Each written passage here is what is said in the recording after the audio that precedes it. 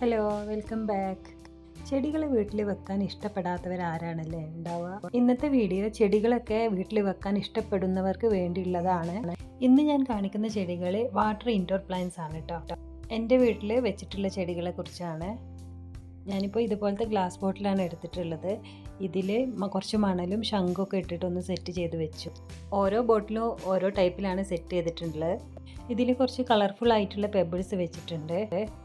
പിന്നെ ഈ ബോട്ടിലിൽ യെല്ലോ പെബിൾസാണ് വെച്ചിട്ടുള്ളത്. ഇതൊക്കെ ഒരു ഭംഗിക്ക് വേണ്ടി വെക്കുന്നു എന്ന് മാത്രം. വെറുതെ പ്ലെയിൻ ബോട്ടിലായാലും കുഴപ്പമില്ല. പിന്നെ പ്ലാസ്റ്റിക് ബോട്ടിലിനേക്കാളും നല്ലത് ഗ്ലാസ് ബോട്ടിൽ തന്നെയാണ്. അല്ലെങ്കിൽ പിന്നെ സെറാമിക് പോട്ട്സോ അങ്ങനെ വല്ലതും ഉപയോഗിക്കാം. 2 ആഴ്ച കഴിയുമ്പോൾ ഇതിലെ വെള്ളമൊക്കെ ഒന്ന് മാറ്റി കൊടുക്കണം. ഞാൻ ചിലപ്പോൾ 3 ആഴ്ചയൊക്കെ ആവാറുണ്ട്. എന്നാലും വലിയ കേടൊന്നും വരാറില്ല. വെള്ളത്തിൽ വെക്കുന്നതുകൊണ്ട് തന്നെ നമുക്ക് മെയിൻ്റെനൻസ് കുറയും. ചെടികൾ വേണം എന്നാൽ കെയർ ചെയ്യാൻ ടൈമില്ലാത്തവർക്കൊക്കെ ഇതുപോലെ വെള്ളത്തിൽ വെക്കാവുന്നതേ ഉള്ളൂ. 2-3 ആഴ്ച കഴിയുമ്പോൾ വെള്ളം മാറ്റി കൊടുക്കുന്ന ഒരു പണിയേ ഉള്ളൂ. അത് കുട്ടികളോട് പറഞ്ഞാൽ അവരും ഭയങ്കര ഇൻട്രസ്റ്റായി ചെയ്യും. അപ്പോൾ എല്ലാ ബോട്ടിലേക്കും ഒരു 1/4 ഭാഗത്തോളം വെള്ളം ഒഴിച്ചു കൊടുക്കാം. ഇങ്ങനെ ആകുമ്പോൾ ഫെർട്ടിലൈസേഴ്സ് ഒന്നും ഇടുന്ന കാര്യം ആലോചിച്ച് ടെൻഷൻ ആവണ്ടല്ലോ. പിന്നെ കാണാനും നല്ല ഭംഗിയാണ്. ഇനി ഇതിലേക്ക് ചെടികൾ വെച്ച് കൊടുക്കാം. ഇത് മണി പ്ലാന്റിൻ്റെ ഒരു വെറൈറ്റിയാണ്. ഒരുപാട് താഴ്ത്തി ഇല വെള്ളത്തിൽ തട്ടുന്ന രീതിയിൽ വെക്കരുത്. ഇല എപ്പോഴും വെള്ളത്തിൻ്റെ മുകളിൽ തന്നെ ആയിരിക്കണം. കുറച്ച് ദിവസം കഴിയുമ്പോൾ ഇതിന് തന്നെ പുതിയ വേരുകൾ വന്നു തുടങ്ങും. ഇത് സിങ്കോണിയത്തിൻ്റെ ഒരു വെറൈറ്റിയാണ്. ഇതും വെള്ളത്തിലുണ്ടാവും.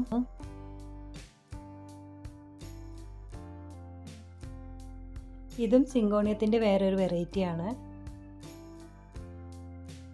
ഈ ചെടിയുടെ പേരെന്തെന്ന് എനിക്കറിയില്ല. ഇത് ഞാൻ വെള്ളത്തിൽ വെച്ച് നോക്കിയിട്ടുണ്ട്. അപ്പോൾ കുഴപ്പമൊന്നുമില്ലാതെ നിന്നിട്ടുണ്ടായിരുന്നു.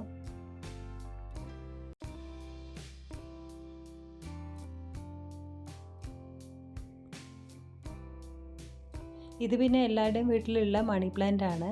ഇതൊരു പീസ് കട്ട് ചെയ്തിട്ട് ഇതുപോലെ വെള്ളത്തിൽ ഇട്ട് കൊടുത്താൽ മതി. അതിന് പുതിയ വേരുകൾ ഉണ്ടായി അത് വളർന്നോളും. ഇത് കുറച്ച് വലിയൊരു ബോട്ടിലാണ്. ഇതിൽ ഞാൻ എല്ലാ കളറും പെബിൾസ് മിക്സ് ചെയ്തിട്ടാണ് ഇട്ട് കൊടുത്തിട്ടുള്ളത്. ഇതും ഒരു സിങ്കോണിയം വെറൈറ്റിയാണ്.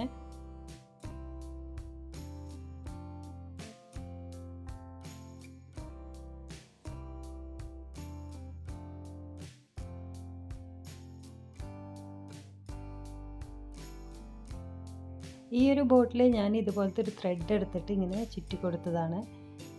ബോട്ടിൽ പെയിൻറ്റിംഗ് ഒക്കെ ചെയ്യാൻ അറിയുന്നവർക്ക് അങ്ങനെ ചെയ്തിട്ട് അതിൽ ചെടികൾ വെക്കാം. ഇതിലേക്ക് ഞാൻ ലക്കി ബാമ്പു ആണ് വെക്കുന്നത്.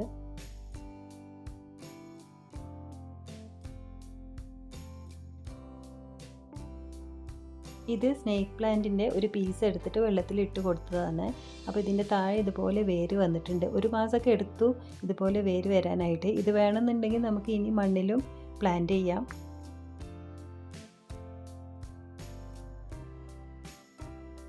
ഈ ഒരു ബോട്ടിലും ഞാൻ ഇതുപോലെ ത്രെഡ് ചുറ്റി കൊടുക്കുകയാണ് ചെയ്തിട്ടുള്ളത്. ഇതിലും സ്നേക്ക് പ്ലാന്റിൻ്റെ വേറൊരു വെറൈറ്റിയാണ് വെച്ചിട്ടുള്ളത്.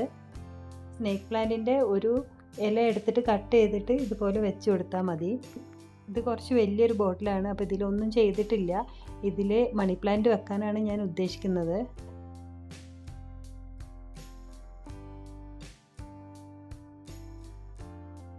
ബോട്ടിൽ വലുതായതുകൊണ്ട് തന്നെ കുറച്ച് വലിയ മണി പ്ലാന്റ് ആണ് ഇതിൽ വെക്കുന്നത്.